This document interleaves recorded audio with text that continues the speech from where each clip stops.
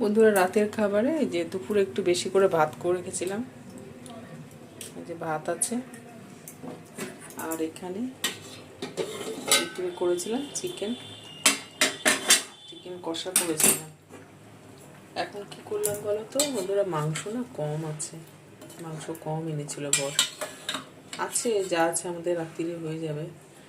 একটু আলু সিদ্ধ করে প্রেসারে তারপরে ভেজে এই চিকেনের মধ্যে একটু ফুটিয়ে নিচ্ছি।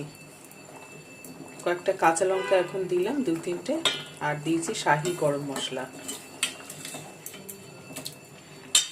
একটু ভালো করে আলুটা দিয়ে একটু ফুটিয়ে নিচ্ছি, একটু গরম জল দিয়েছি, আর এই যে একটুখানি ধনে পাতা দিয়ে দেবো, টেস্টটা ভালো হবে।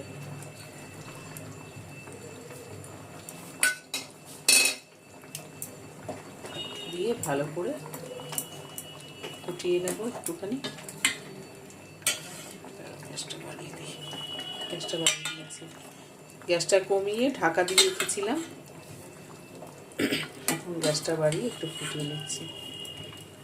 ভালো খেতে হবে, আলুটা মাংসের ঝোলের সাথে ভালো করে ফুটে যাক। তো বন্ধুরা, এটাই আজকে আমাদের রাতের খাবার।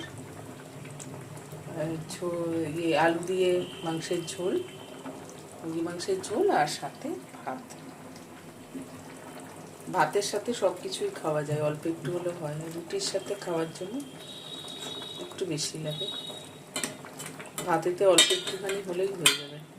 এই যে ফুটে নিচ্ছি, মাংসের ঝোলটা গরম করে নিচ্ছি, এখন খেতে হতে যাবো। চলো বন্ধুরা, রাতের খাবারটা খেয়ে নেবো। ভালো লাগলে বন্ধুরা একটা লাইক দিয়ে দিও। টকবক করে ফুটিয়ে নিয়েছি, গ্যাসটা বন্ধ করে দিলাম। বর বলছে ভাত খাবে না, রুটি খাবে। তো ফ্রিজে রুটি আছে, কালকে বেশি করে রুটি করে রেখেছিলাম, কারণ জানি আজকে যদি মাংস হয় বর রুটি খেতে চাইবে। তো চলো রাতের খাবারটা খেয়ে নাও বন্ধুরা।